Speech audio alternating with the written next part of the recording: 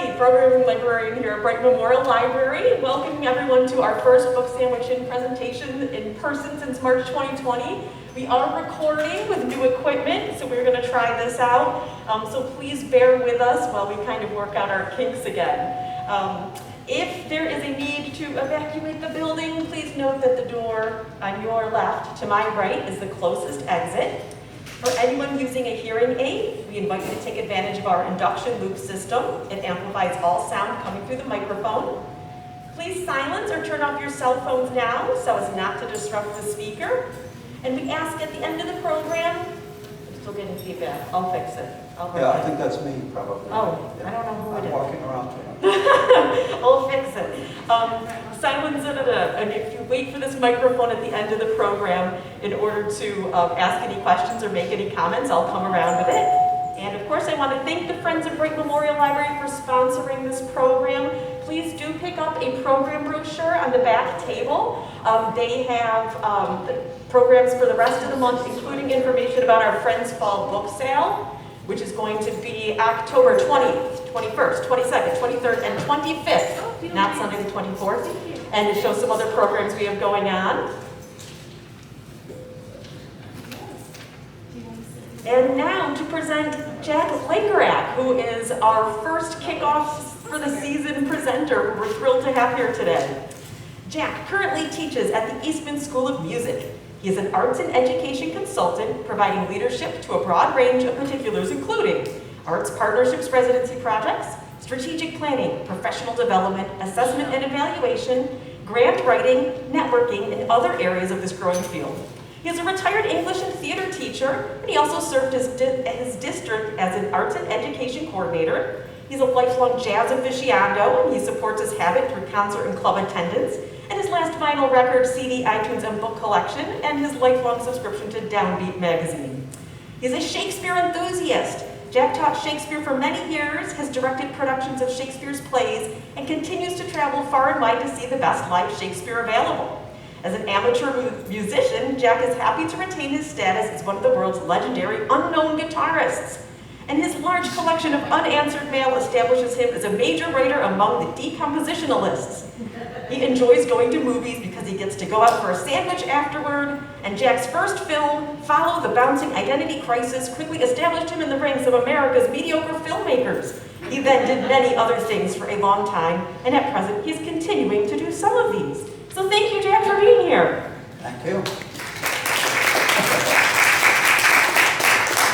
Thank you all very much, and thank you all for being here. It's wonderful to see this good-sized group. And I was talking to my friend Nan about it just a moment ago, and I said it has to be because it's the book. It's Hamnet. And it has, you people don't know who I am, so I'm not the draw, it's the book, and I'm really pleased about that. So in preparing for this occasion, sandwiching this book in this hour, I wondered what folks might want to hear, and you know, just in terms of what we want to get out of our being here today. And I got to thinking that the best approach for me would be to provide some additional information on the content of the book and some additional info on the origin of the book. It didn't exist until Maggie O'Farrell wrote it. So how did she come to do that? And in that process, to share some key examples of our author's gifts as a novelist and storyteller. So that's the goal. And I hope that when I'm finished with my sort of presentational part, we'll have some Q&A and some conversation about all this. So here is our book. And does it look as nice as it does on my computer? I don't know. Anyway, it's a gorgeous book. And you know, as my bio mentioned, I'm a Shakespeare aficionado, and so when I saw that this book was coming out, I knew I was going to read it. And when I then saw the book, I thought, oh my goodness, I've got to get this right away and get started. I think it's a beautiful book. It's already an award-winning novel, and I don't know if it's won any awards for book design. There are a couple of other different covers available, but this is the one I really like. And when you think about what you're looking at there, it's probably, you know, supposed to suggest Hamnet, and the feather is a quill, and we know that one of our main unnamed characters in the novel sharpens a lot of quills and does a lot of writing. We'll get into that in just a moment. And then you have these kind of scroll information at the bottom, Hamnet with the N italicized to kind of highlight the difference between Hamnet and Hamlet, which we are told is actually non-existent by Stephen Greenblatt, the Shakespeare biographer, that Hamlet and Hamnet were sort of interchangeable. And then a novel of the plague. You know, we're all here wearing masks. We're experiencing our own plague, and it's quite a different plague, actually. We'll get into that in just a moment. But anyhow, it's a fabulous book cover, and I want to take a look at the inside of the book almost immediately. So let's open the cover and get inside, and we have this. Immediately when I opened that, I thought, oh my goodness, has Maggie O'Farrell dedicated the book to William Shakespeare? But no, it's the same person she has dedicated all of her books to, Will Sutcliffe, her husband, who is also a novelist.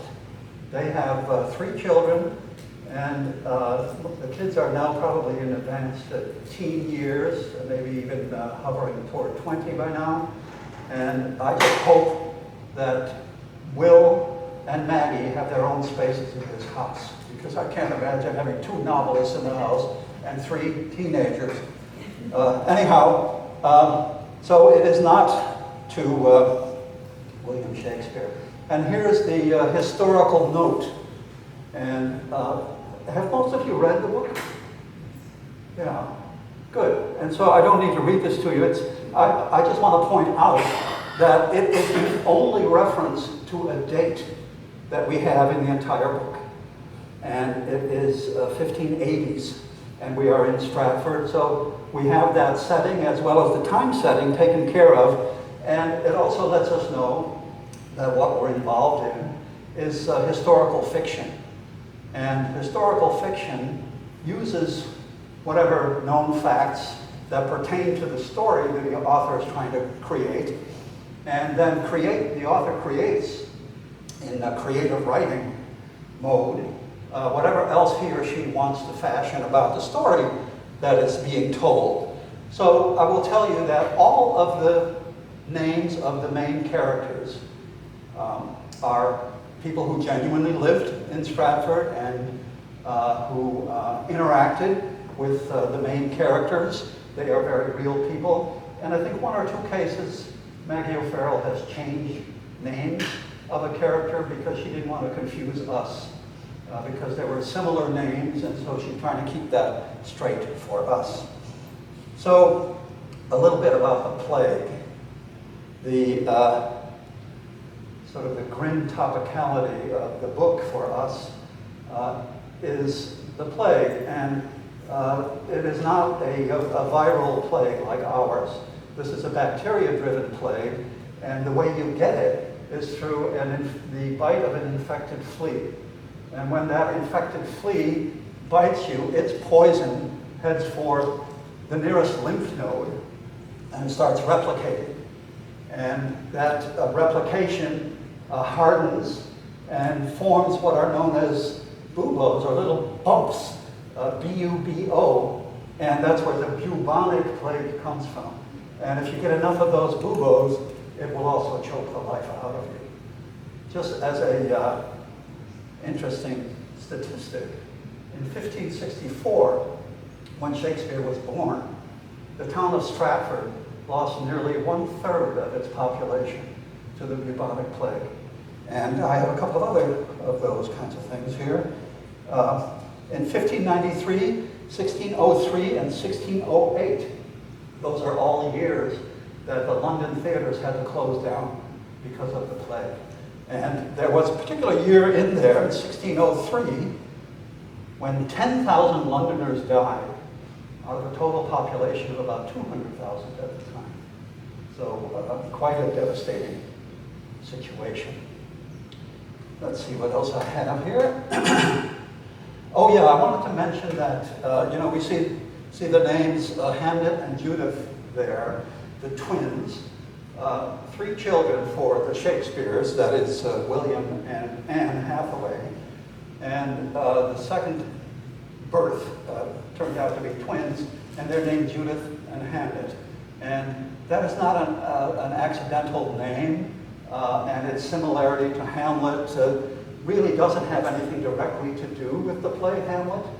It is, they are named after Shakespeare and Anne's friends in town, Judith and Hamnet Sadler.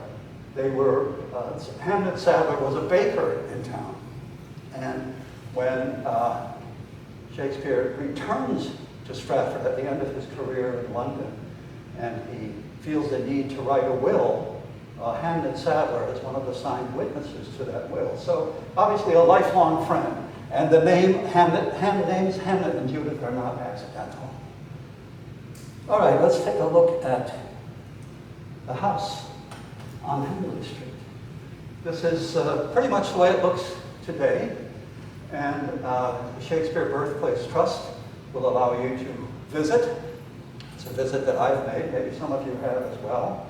And you can actually stand in the space where, you know, let's imagine like an 8-year-old William Shakespeare having his breakfast, that kind of thing.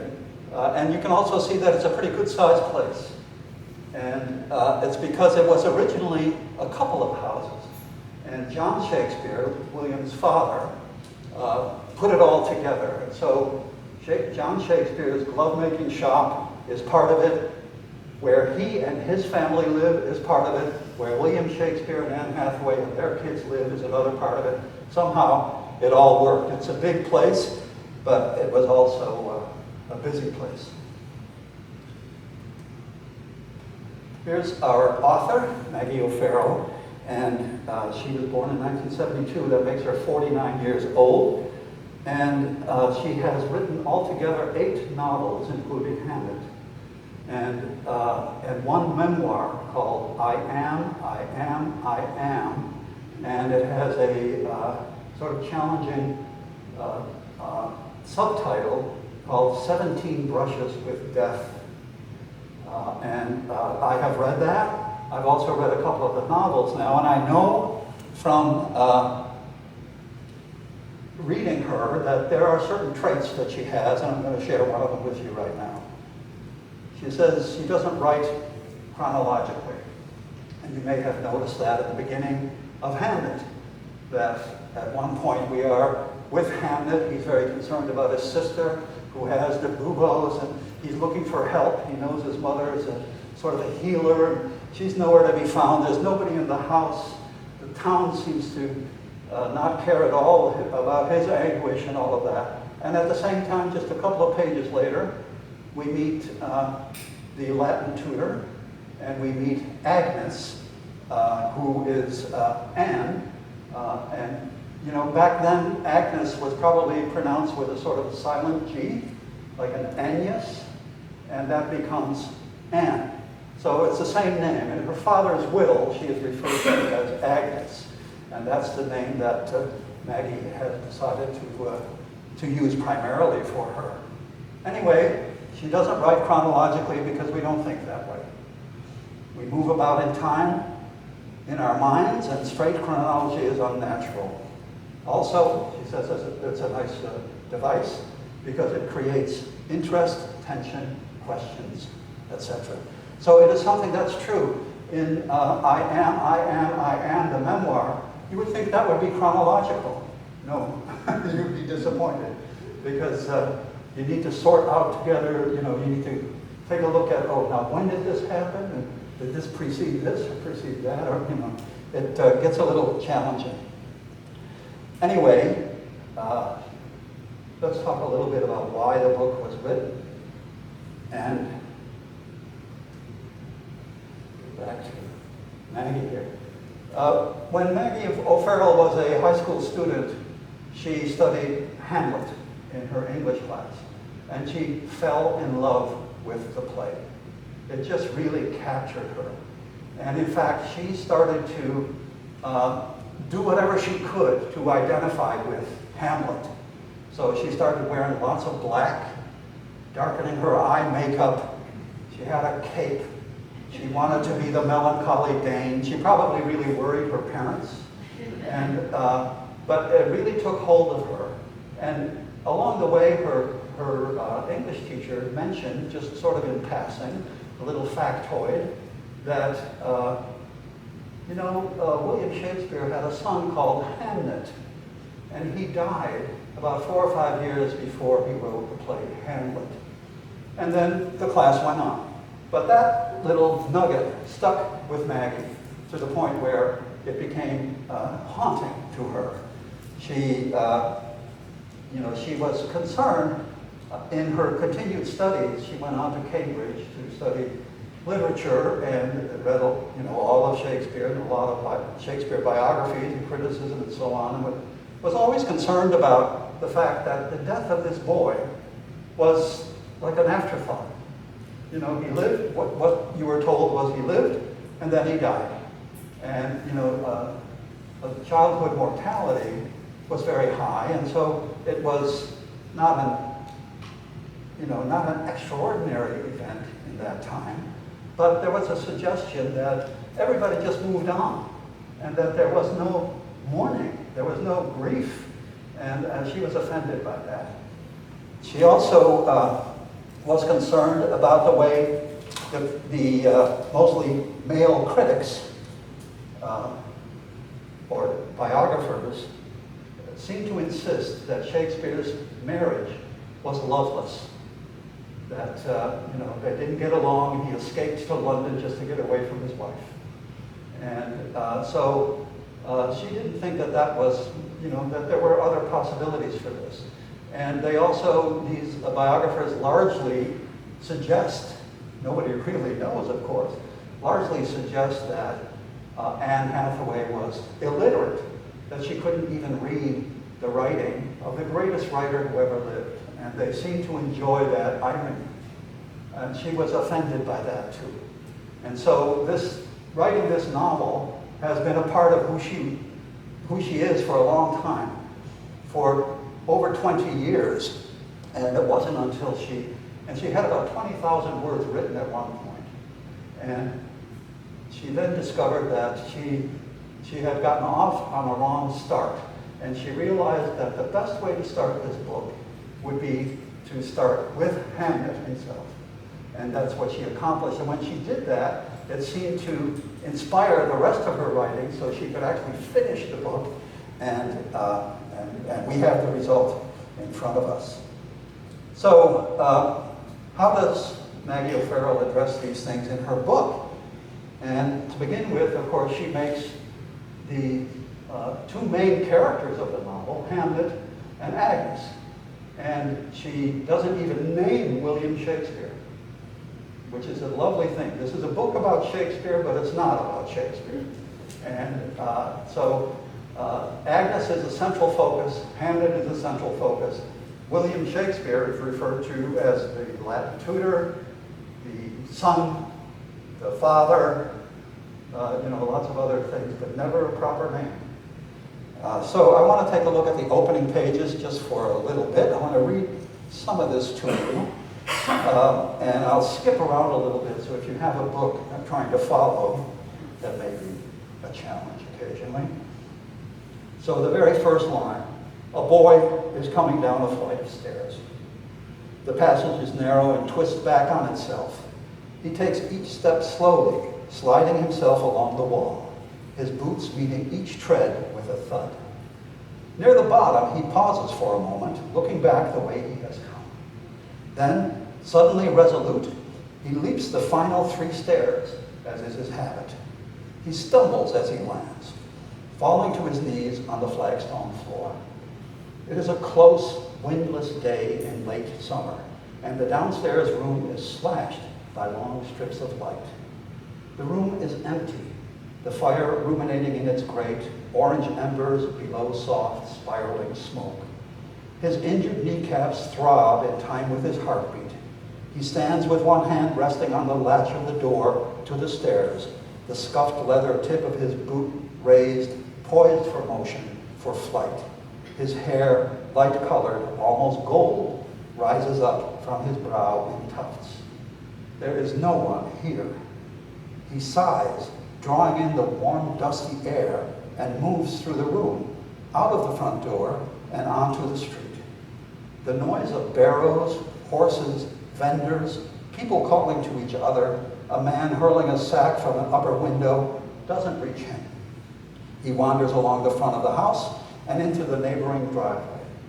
The smell of his grandparents' home is always the same, a mix of wood smoke, polish, leather, wool. It is similar yet indefinably different from the adjoining two-roomed apartment, built by his grandfather in a narrow gap next to the larger house where he lives with his mother and sisters. Sometimes he cannot understand why this might be.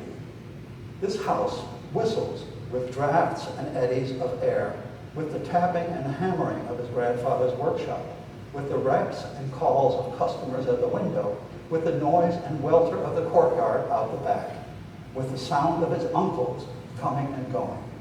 But not today. I'm going to stop there. But it is like an establishing shot in a movie.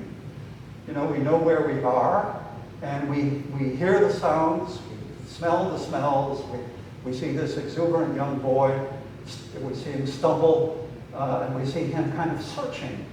And it's a terrific start for this book, because the book is called Hamnet, and we might already know that Hamnet is the one who is going to die. But he's very much alive here.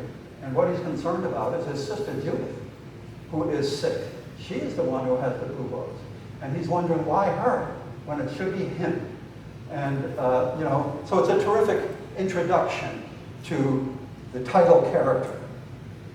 I want to take a look at the introduction of Agnes, which happens on page 15. And what that is about is her tending to her bees. She is out at Hewlands, the family farm. And she is very knowledgeable, apparently, and knows her way around these things. She's taking care of a problem with the beekeeping, but she's taking care of business as well. She knows what she's doing. And we find out along the way that she has many unusual talents. So she's not only good at beekeeping, she's also good at falconry, of all things. Incidentally, Maggie O'Farrell tried this. You know, she was concerned about writing about it. She wanted to get it right, so she actually did some falconry of her own. Agnes also is good at healing the sick. The writer Germaine Greer would call Agnes an herb woman.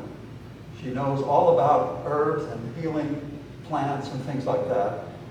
And so she is not to be, she's not a character that, when you think about the dismissive nature in terms of the way she's treated in other Shakespeare biographies, this is a force to be reckoned with, this introduction.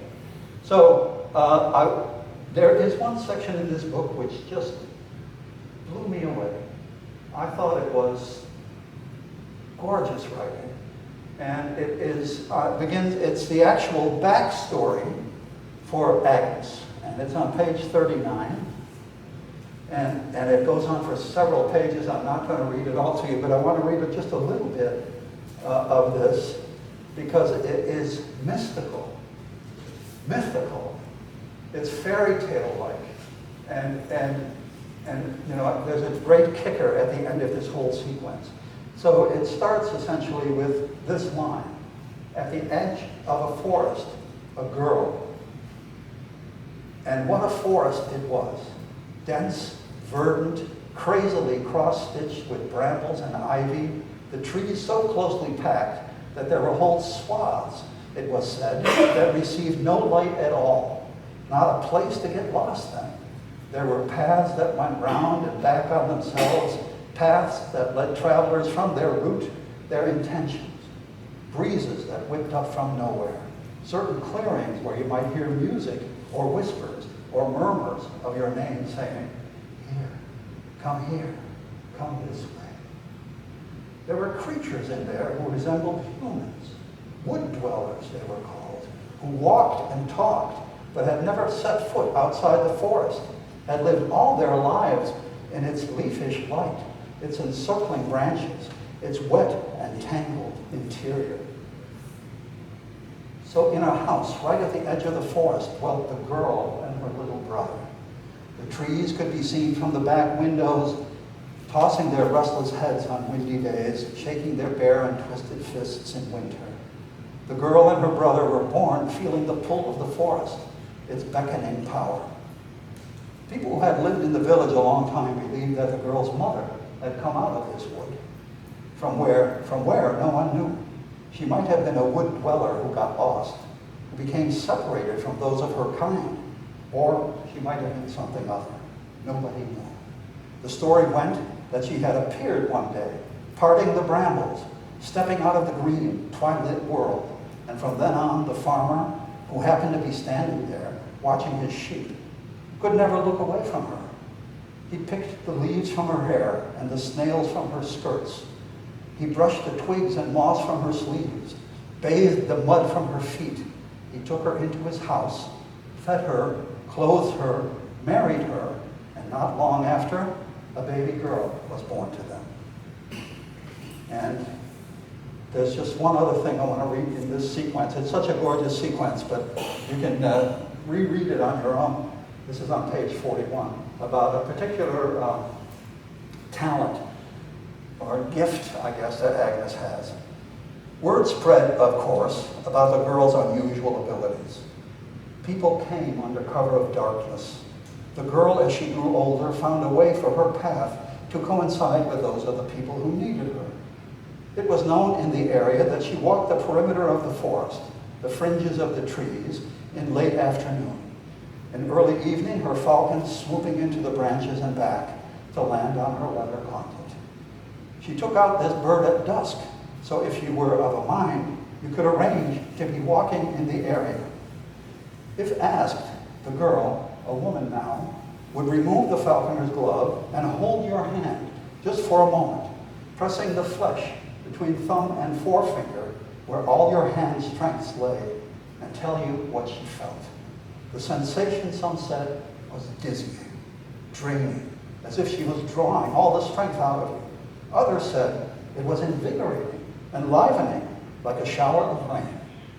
Her bird circled the sky above, feathers spread, calling out as if in warning. People said the girl's name was Agnes. So that's the end of that whole sequence, but there's a lovely kicker on the top of the next page, which is, this is the story, the myth of Agnes's childhood. She herself might tell a different story. So, yeah, I love that ambiguity. And, you know, this is what we hear in the village. This is the scuttlebutt about how Agnes came to be. But, you know, some of us believe it, some of us don't. Agnes herself might tell quite a different story. So, anyhow, what does Agnes accomplish for William Shakespeare in this novel? You know, she's a force to be reckoned with. So, when she and the Latin tutor fall in love, who is it that recognizes both of their dilemmas and suggests their lovemaking as a step toward mutual solutions? The pregnancy is her idea. I know a way, she said. I have an answer. We can, she said, take matters into our own hands. Come with me. And they go to the apple store, the storage space for the apples, and they make the apples rock. And they rock faster and faster. And what a lovely setting for this moment. You know, not only because it's we have that noise that we can imagine, but also that it's apples, you know, the forbidden fruit in Eden. And so, you know, it's a very interesting choice on Maggie O'Farrell's part. So, moving on, who suggests that her husband's hemmed-in feelings, still living with his father, might be relieved if he travels to London to sell gloves? It's her idea. And who also knows that if she or her husband, William Shakepeare, makes this suggestion to the father, he won't agree. So she gets her brother Bartholomew to broker this as an agreement between men. And somehow that works. And the question is it a loveless marriage in this novel? No. That first departure for London is filled with kisses and embraces and you know, I don't want to go, yes, you must go, and so on. And, you know, they kiss many times, he's reluctant to leave. Agnes is pregnant for the second time. She will discover that she's pregnant with twins, but that's unknown as yet. And he says he'll walk backwards to London so he can keep her in his sights. She says, you'll fall into a ditch. You'll crash into a cart. He says, so be it. So very much in love. Another thing that Maggie was concerned about was the grieving for Hamlet's death. And is there grieving? Oh my goodness, yes. There's profound sections of this book where Agnes particularly is absorbed by grief for her son. Far from dismissive, the washing of the body, the sewing of the burial shroud, the burial itself, the deep grief and release of tears when the twin Judith comes in. Very, very powerful, very, very profound. I want to take a look at just a quick moment there on page 219.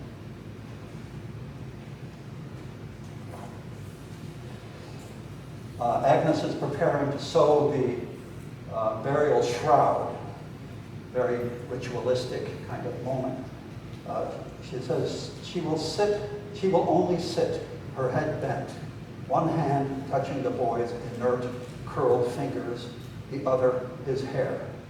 Incidentally, Maggie O'Farrell didn't want to approach these scenes of Hamlet's death until her own son was well beyond 11 years old. She, you know, when you think about what this is about, the mother sitting next to the bed, holding the dead son, this is extremely profound. And for Maggie to immerse herself in that and to, you know, to do the writing that she envisions is very, very challenging. But anyway, inside Agnes's head, her thoughts are widening out, then narrowing down, widening, narrowing over and over again. She thinks, this cannot happen. It cannot. How will we live? What will we do? How can Judith bear it? What will I tell people? How will we continue? What should I have done? Where is my husband? What will he say? How could I have saved him? Why didn't I save him? Why didn't I realize it was he who was in danger? And then the focus narrows and she thinks, he is dead. He is dead. He is dead. 3 times she says that, as she writes that. And it just takes me back to the memoir, where 3 times she says, I am, I am, I am. And so very much alive there. But she uses the same device here to note that Hamlet is dead. Kinds of crazy thinking.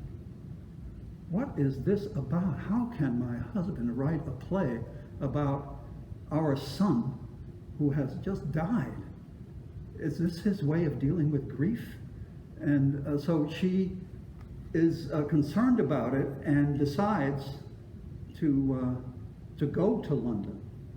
And she meets with her brother Bartholomew, who is a real rock in her life. And Bartholomew tells the others, we leave tomorrow. And off they go. Now, you know, we are wondering, is Agnes going to find William Shakepeare with some other woman at his game? And it turns out, no. He's got a small little studio kind of apartment, and there is in there a desk where he does his writing, and on that is a letter that he has started. She is able to get in there with the help of the landlord, and she says that, she reads, Agnes reads, incidentally, she's not illiterate, she reads, and the letter says, my dear one, Agnes. And so, you know, there's a suggestion that despite his faults, he's still devoted to his marriage. and in love with his wife. But let's get on to the finale here. Let's get on to the globe. This is not the globe of Shakespeare's time. It's the globe that they have rebuilt as close to the original spot as possible. It's not directly on it, and it is not quite as large, but it's a great place, and I have had the pleasure of watching a play there, and it's quite an experience. And so it's great. So this is not the real thing, but that's the best we can do at the moment. And what she ends up seeing is she goes into the globe and she kind of works her way through the crowd to the edge of the stage ultimately, and she has seen her husband, and she has seen the young boy who is playing Hamlet, and she is astonished. And her husband is dressed like the ghost of King Hamlet. Those of you who know the play understand what this is about. But this is how Maggie O'Farrell has her thinking about it. How can this player, this young man, know how to be her Hamnet when he never saw or met the boy? The knowledge settles on her like a fine covering of rain as she moves toward the players, threading her way through the packed crowds. Her husband has pulled off a manner of alchemy. He has found this boy, instructed him, shown him how to speak, how to stand, how to lift his chin like this, like that. He has rehearsed and primed and prepared him. He has written words for him to speak and to hear. Did her husband have to say, "Make sure your doublet is undone with the ties hanging down, and your boots should be scuffed, and now wet your hair so it stands up, just so"? As the ghost talks, she sees that her husband, in writing this, in taking the role of the ghost, has changed places with his son. He has taken his son's death and made it his own. He has put himself in death's clutches, resurrecting the boy in his place. "Oh, horrible! Oh, horrible!" murmurs her husband. There he is. Murmurs her husband's ghoulish voice, recalling the agony of his death. He has, Agnes sees, done what any father would wish to do, to exchange his child's suffering for his own, to take his place, to offer himself up in his child's stead so that the boy might live. An arm's length away, perhaps two, is Hamlet, her Hamlet, as he might have been had he lived. And the ghost who has her husband's hands, her husband's beard, who speaks in her husband's voice. She stretches out a hand as if to acknowledge them, as if to feel the air between the three of them, as if wishing to pierce the boundary between audience and players. Between real life and play. The ghost turns his head toward her as he prepares to exit the scene. He is looking straight at her, meeting her gaze as he speaks his final words. "Remember me." And that's the last two words of our novel. A very, very powerful scene. And, it's one of those things where when I read that the first time, I was completely bowled over by it. I thought this was just unbelievable finish for this book. But then you get to thinking about what happens in the rest of Hamlet, and by the time you get to the end of Act 5, the stage is strewn with bodies, including Hamlet's, young Hamlet.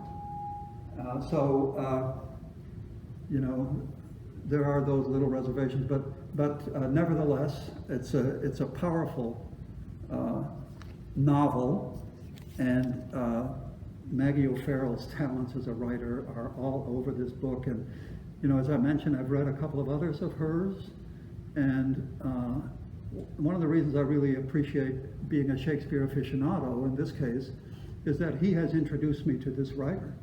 And so I'm now underway reading some other stuff by her, and I'm really, really pleased about that. Anyway, there's one other wow factor thing I wanted to mention, and then I'll entertain questions if there are any. And that is that whole section of the novel where we learn how the pestilence arrived in Stratford. What a beautiful piece of writing that is. You know, it begins in Murano near Venice with a glassmaker and an infected flea that somehow travels with a young boy on ships, and it ends up in a dressmaker's shop in Stratford, and Judith is working there. So anyway, a powerful sequence as well. So that's it. Thank you all for your attention. Any questions from anyone? Yes? I'm wondering, because of the plague being so rampant, and the doctor comes to the home at one point and, Yes. and won't enter. Yeah. And yet, it seems that the residents of the home don't seem to understand that it's going to be. Yeah, it's You can catch it. right. And Agnes is so close to the children while they have the plague. Yeah, it's I kind of don't understand that. no, it's you know, it's not a viral disease. And if you remember, the doctor who shows up has one of these conical masks, very off-putting. You know, that's oh my gosh, that's a Halloween costume kind of thing, and very frightening. Yeah, there was, you know, nowadays the bubonic plague can be cured easily with an antibiotic, it's just not any, you know, that sort of theory of how to deal with diseases just wasn't part of their everyday understanding. Right, but I just thought that having the doctor not want to enter might give them a clue. Yes, it would. Yes, it would. But Agnes also doesn't necessarily approve of that doctor. She has her own ideas about things, yeah. Anything else?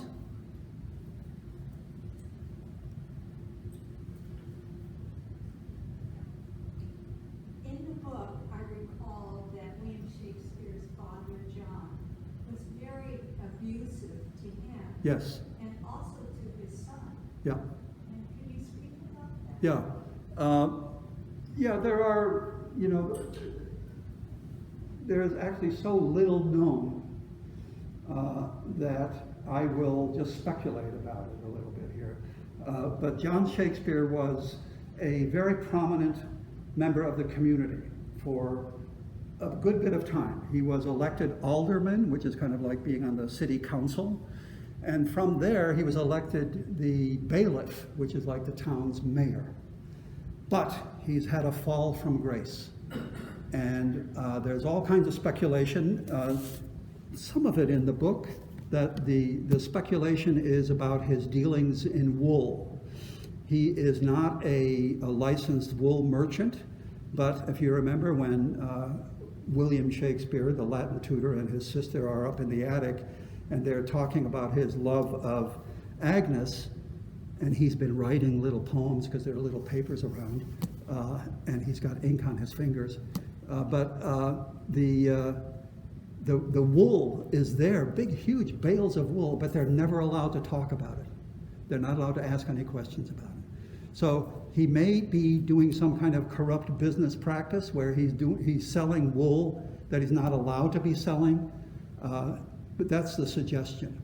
But there's also speculation, not in the book, but about John Shakespeare generally, and that is that he was a recusant. That is, you remember that Henry VIII, who is Elizabeth I's father, with Anne Boleyn, who was shortly after that beheaded. But Henry VIII had a difficult time getting the blessings for his numerous divorces from the Pope. And so he decided to start his own church. and he would be the head of the church, and that's where the Anglican Church comes from. And when this happened, there was an edict across the land that Catholicism is over in our country, but it didn't take hold with everyone. And so some people hung on to their Catholic practices secretly and continued to work on that. And then when Elizabeth I dies, James I of Scotland in 1605, everybody thinks, oh good, Catholicism will come back, but no, he doesn't really do that. So he doesn't go to church. There are records that he's incurring fines for not going to church. And so, there's a suggestion that may be for a reason, that it's not just laziness. So, yeah, John Shakespeare, the suggestion is that William had to get out of there in order to become who he became. And it reminds me of a sort of a gag by Sir Ken Robinson I don't know if you've ever seen his TED Talks, but in one of them he says, somebody had to be Shakespeare's father. Can you imagine being Shakespeare's father? And this obviously gifted young kid in your house. And then he says, as Shakespeare's father, he says, William, it's getting late. Get up to bed. And stop talking that way. You're making us all crazy. So, that's a challenge, because obviously William was a precocious individual, I would think. Anything else? I just wonder what your thoughts are on the people that refute the fact that Shakespeare was actually the person writing all of those plays. Yeah, I am not in that camp in any way. One of the things that is true I know to be true in terms of Shakespeare's life in the theater, is that it was very hectic. He was extremely busy. He was expected to write, a couple of plays a year. He was in the acting company, incidentally. He did perform as the ghost of Hamlet. That was one of his roles. And he also had a piece of the action in terms of the company, so he was a part owner of the company. So very, very busy. Shakespeare never gathered his materials together. He never thought, I need to save these things for posterity. He didn't have any interest in that, and he didn't have any time for that. Ben Jonson, on the other hand, handled, the same era, handled things a little bit differently. He prepared, the works that he'd written for life after his death. In the case of Shakespeare, that didn't happen until a number of years later, when his friends from the acting company, Hemmings and Condell, published the first folio containing almost all of his works.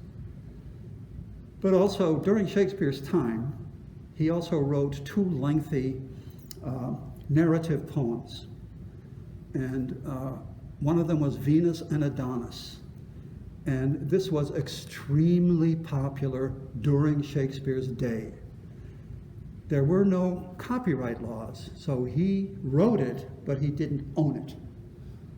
He sold it to a publisher, a printer, and the printer sold copies, and this was reprinted probably about 17 times in Shakespeare's lifetime.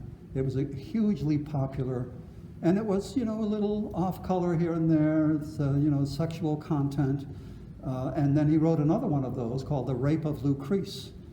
And that is also was extremely popular, not as popular as Venus and Adonis, but in the meantime, he's also writing, 154 sonnets, none of which he gathered himself to say to his wife, please save these, maybe you can do something with these after I'm gone. Nothing like that. He didn't think that way at all. We probably have time for one last question. You have a hand raised? No? Do you have a question? No?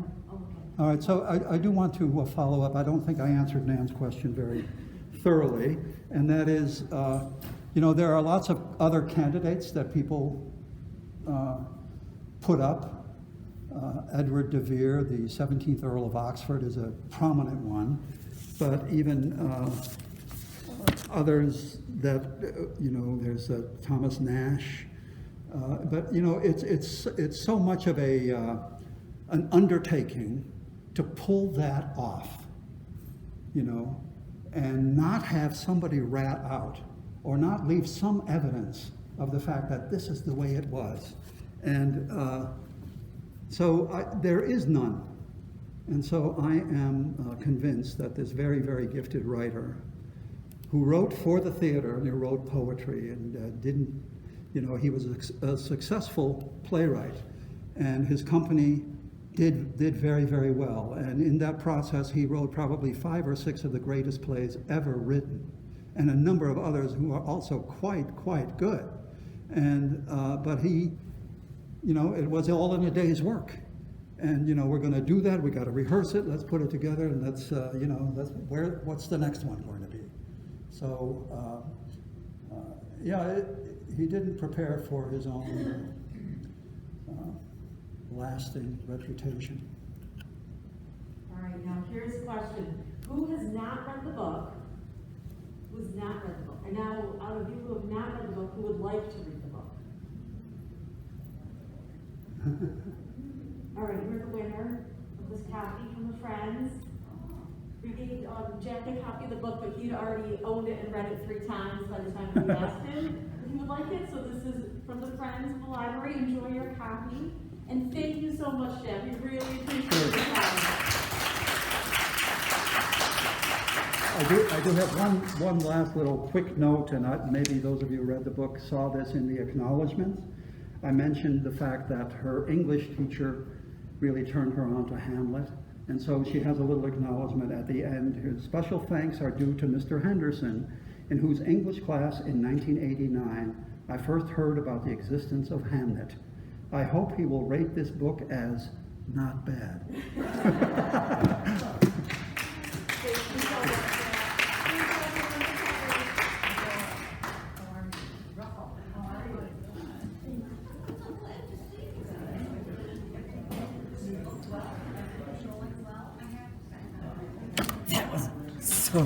That was good. wonderful. It really was, and you just made that book come alive. You made that book come alive, and you made people understand how beautiful she writes. That's something that hit me. You know, that the way she wrote. She's a very gifted writer. Yes, that's for sure. Yes, and a good person. I didn't ask this question, but how much of the falconry and those things that did they know that Agnes really did those things? Or did she make that up? Not no, she made that up. She made that up. Not no.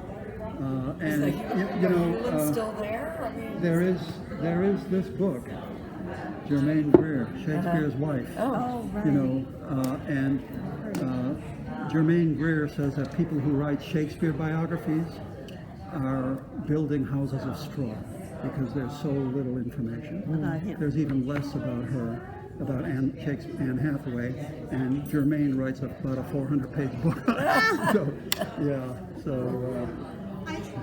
couple of months ago in the Atlantic,